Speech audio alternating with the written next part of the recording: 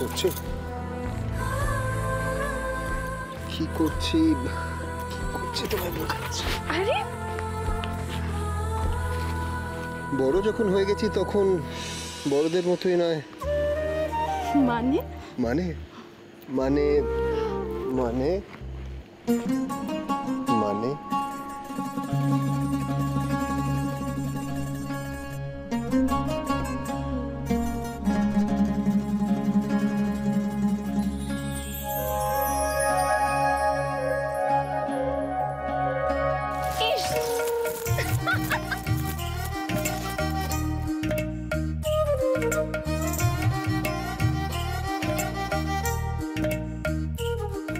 দেবী দেবী দাঁড়া দেবী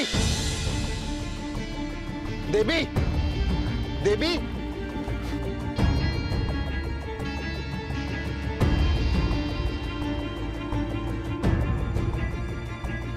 দেবী দেবী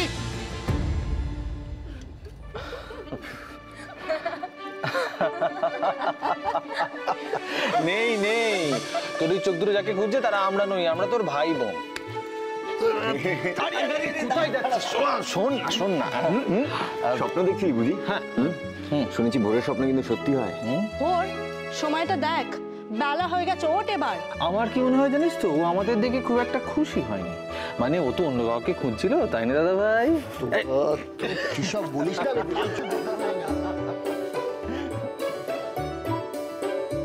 কিন্তু এরকম একটা স্বপ্ন আমি কেন দেখলাম?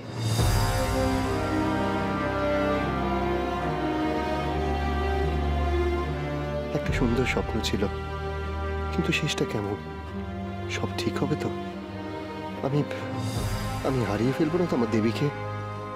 মানে দেবীকে হারাতে হবে মানে?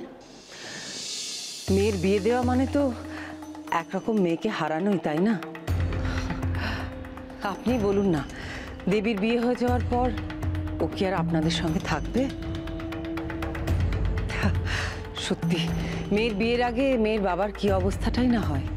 দেখুন, একটা সামান্য কথা বললাম আর কেমন চমকে উঠলেন আপনি। ও বাড়িতেই থাকুক আর এ বাড়িতেই থাকুক, যা কিছু সবই তো দেবীর, তাই না? সেই কিন্তু শিবাজীবাবু হঠাৎ আমাকে দেখে এভাবে উঠে দাঁড়ালেন।